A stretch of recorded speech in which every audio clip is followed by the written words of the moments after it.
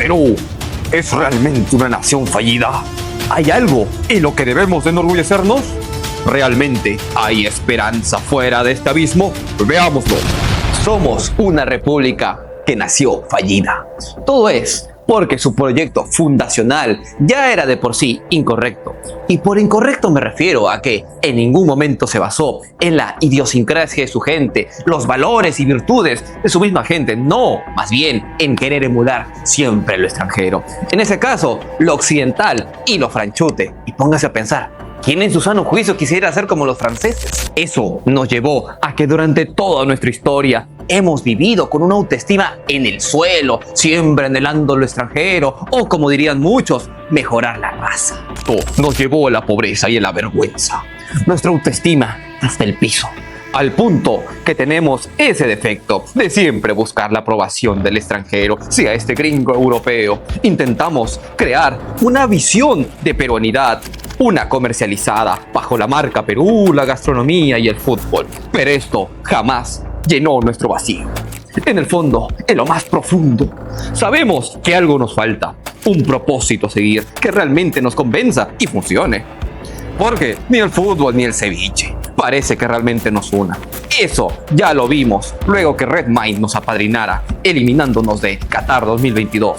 Inmediatamente continuamos con la polarización política y el odio entre sureños y costeños. En ese sentido, en este video vamos a explicar las consecuencias que trajeron este fallido proyecto de nación. Y con ello vamos a tener que desenmarañar y adentrarnos en las profundidades, en las raíces que originaron todo este desastre. Todo para que, en segundo lugar y al final, vamos a proponer un posible camino, un posible ideal al que podríamos nosotros los peruanos seguir para ahora sí unirnos y llegar hacia el progreso en todos los sentidos. Entonces, acompáñenme. Primero comencemos ahora explicando sobre los orígenes que trajeron esta situación. Perú, ¿nación fallida? Seré franco y directo. Los orígenes de nuestro trazo, tanto económico como mental, son muy profundas y estructurales. Por estructural me refiero a la forma en cómo desde tiempos milenarios se organizó la economía y sociedad en el Perú. En otras palabras, en lugar de haber tenido un modelo socioeconómico basado en la innovación, la competencia e inclusividad, nuestro modelo siempre fue el extractivista. En Perú y Latinoamérica predominan las instituciones extractivistas, como por ejemplo los ministerios que nos roban, como el de Cultura, regalando concesiones a películas mediocres como la de La Munda, o repartiendo puestos de trabajo a sus amiguitos. También otras como Petroperú, que son totalmente ineficientes y al fin y al cabo sirven para dar favores políticos, repartiéndose entre amigotes el gran botín, el botín de la plata de nuestros impuestos. Y esta plata viene principalmente de nuestro principal sector económico, el cual fue dado a ciertas personas mediante concesiones. Estos empresarios lo obtuvieron gracias a ser parte de una argolla selecta. Hablamos del capitalismo de los amigotes, donde uno se vuelve millonario no por su capacidad de innovación y emprendimiento, como si fueran los Steve Jobs, Elon Musk y Henry Ford en Estados Unidos, sino por ganarse concesiones mineras o haber comprado antiguas propiedades estatales, como lo hicieron en su momento los españoles de Telefónica. Bueno, Uy, Dios mío, uy, eso que está en la esquina escapando, ¿no son Rómulo y Vieto? Sí, son ellos. ¡Alto! Este par de c********************************************************************************************************************** Hay nada que hacer, Vieto, que somos un gran equipo, compadre. Hermano, equipo es cualquiera, hermano, nosotros somos un equipo de ¡Vamos a Bolivia! Bueno, muchos rojos como Hildebrand dirán que el gran culpable es el Cuco. Hablamos de Fujimori y su constitución, pero ¿es realmente culpa de la constitución actual? ¿O es un mal que arrastramos desde el inicio de la república? En realidad, este mal viene mucho más atrás. Y su origen no es el virreinato, como dirían también otros rojos de la Plaza San Martín, sino de hecho su origen está en los incas y preincas. Viajemos al pasado, a la época de los incas, hace 500 años. Pero, ¿qué pasó? El imperio inca, en sus casi 100 años de duración, era un reino rico, aún más que Inglaterra en aquella época.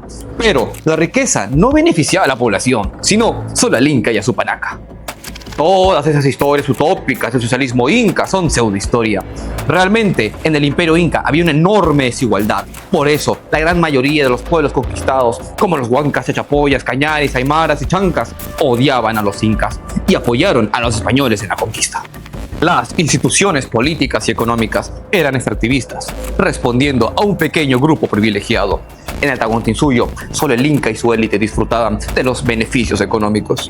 El pueblo trabajaba para el Estado, a cambio de protección y sustento, sin esperanzas para el desarrollo individual y de sus familias. Es que las instituciones políticas dirigían a la economía en favor del Inca. Estas son, por ejemplo, la Mita y la Minca, y eran en provecho para el Inca, trabajando en minas y en las plantaciones del mismo. Justamente, ya desde esa época, el pueblo llano buscaba un salvador, uno que lo saque de esa situación. Al igual que hoy, con los peruanos que siguen buscando un Bukele, un Antauro o un Fujimori que lo salve. Bueno, entonces, ahí llegaron los españoles. Justamente, gracias a ese sistema opresivo, contaron con el apoyo de los locales que no querían al Inca. Pero grande fue su decepción al ver que los españoles no venían a liberarlos, sino a imponer una nueva administración. Ellos aplicaron el modelo de Cortés en México: someter al gobernante, ocupar su lugar y seguir explotando la población. Yo no diría liberar, más bien hay una administración nueva. Aquí es donde los hispanistas e indigenistas me van a odiar, y que se jodan. Porque, si bien el Perú existe gracias a la unión de ambos, de los incas con los españoles durante el virreinato, no estoy acá para contar más leyendas y mitos, como la leyenda negra o la leyenda rosa. Es que ni los españoles ni los incas tenían la mentalidad de hacer prósperos a los peruanos. Lo que ellos querían era hacerse ricos a costas de la población, explotándolos en trabajos inútiles, mientras que ellos se llevaban toda la guita y se lo repartían entre sus amigotes. ¿Por qué crees que los políticos siempre que llegan al poder, lo primero que buscan es robar, llevarse el botín? Porque esta es una mentalidad que llevamos desde tiempos milenarios. Es que las mismas instituciones lo incentivan, y eso viene desde los pre-incas. Pizarro y los españoletes solo mantuvieron el mismo sistema inca de explotación indígena llamado la mita, que actualmente se llama prácticas preprofesionales o voluntariado. Otra cosa muy distinta se encontraron los ingleses en Norteamérica. Ahí no había un imperio azteca o inca del cual simplemente podían aprovechar sus riquezas perpetuando el sistema extractivista. No, en América se encontraron con un enorme país vacío, con indios, con atraso civilizacional.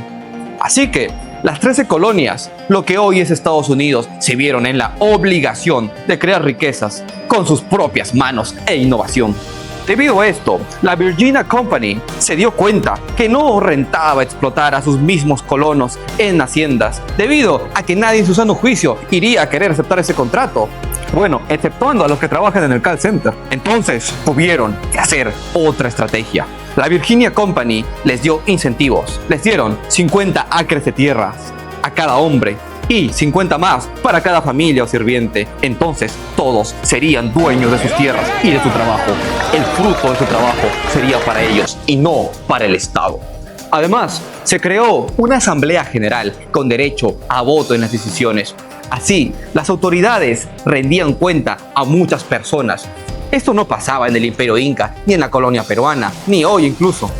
Justamente es por eso que hasta el día de hoy, los recursos económicos que te encuentres en tu propiedad, por ejemplo, si en tu cerro de San Martín de Porres un día encuentran petróleo ahí, ese petróleo no es tuyo, sino que se va todo para el Estado.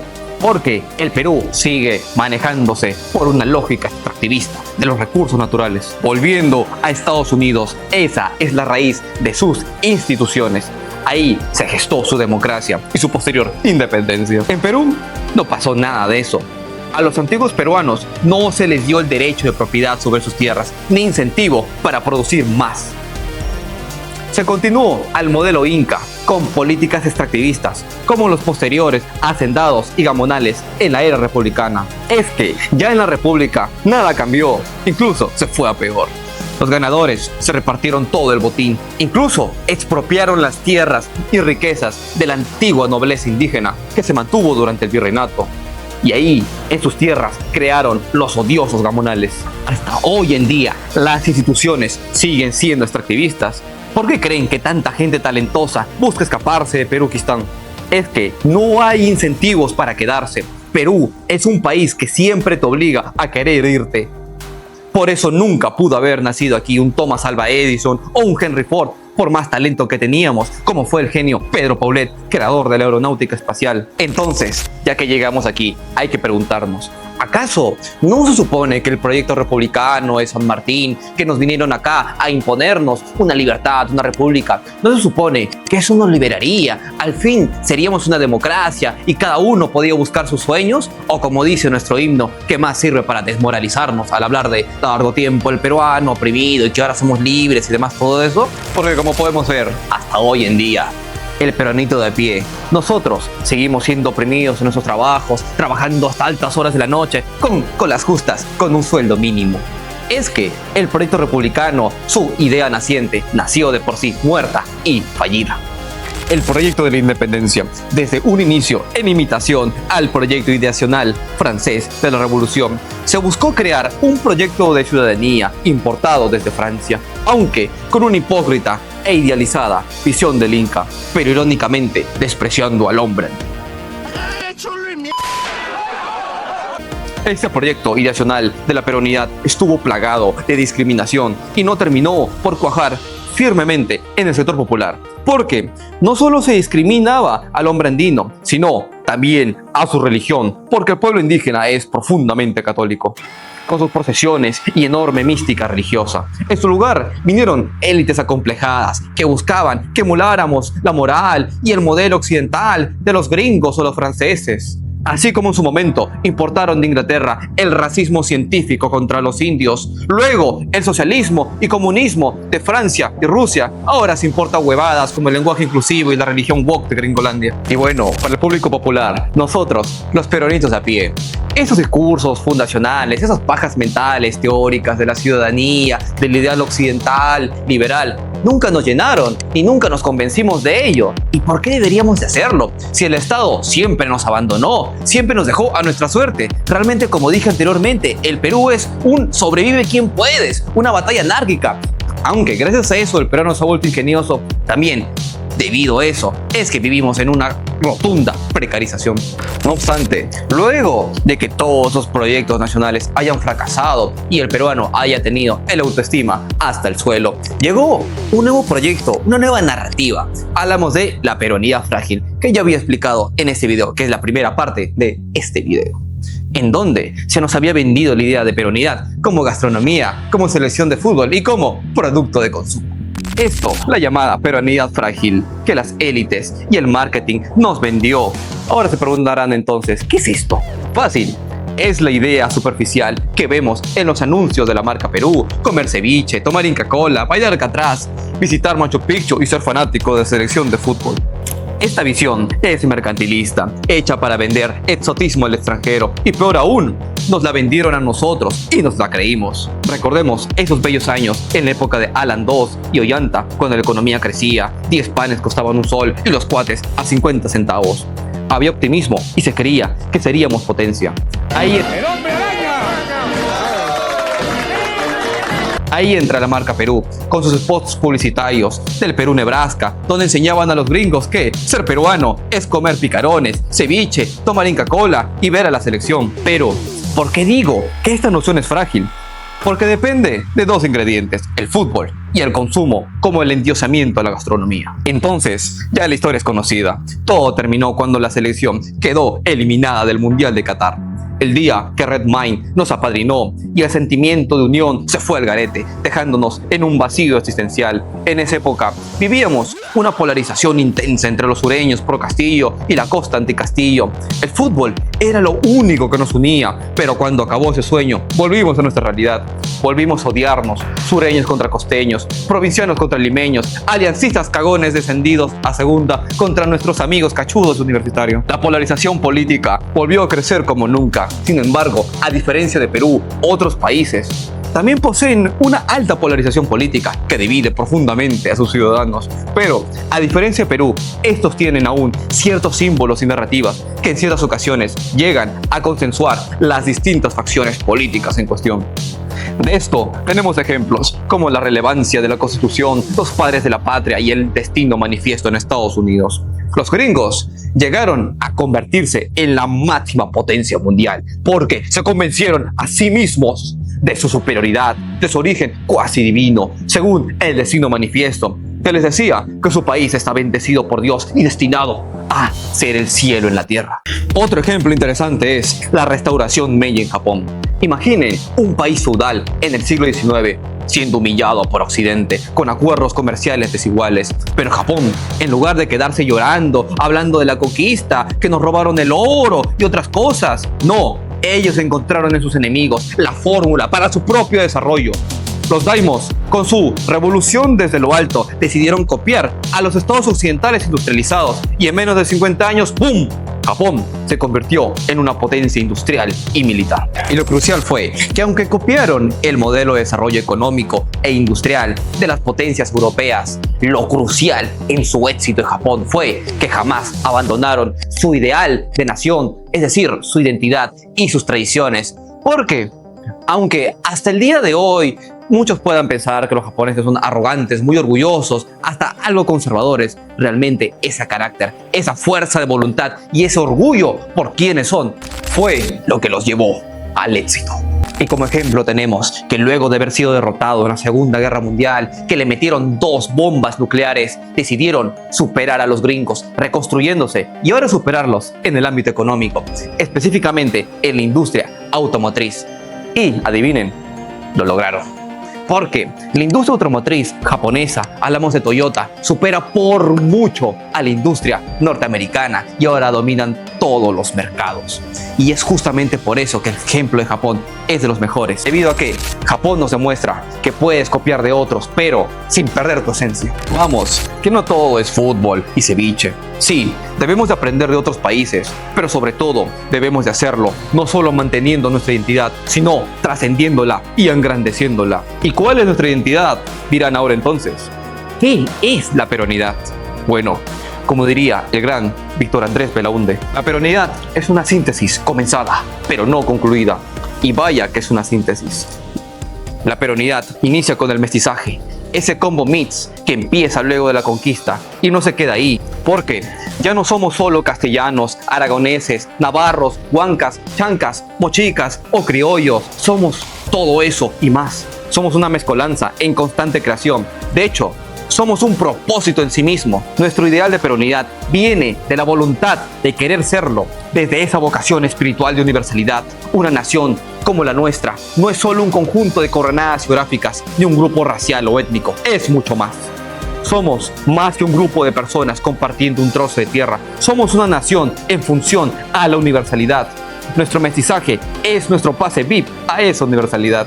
Porque, aunque seamos diversos y heterogéneos, tenemos la fuerte voluntad de querer ser peruanos. Y como decía el maestro José Antonio del Busto, somos hispanos para universalizarnos, entendiéndonos con nuestros hermanos occidentales e iberoamericanos, y andinos para diferenciarnos del resto. El ideal de la peronidad es liderar la universalidad sin perder la singularidad. Y ese es nuestro destino con la historia.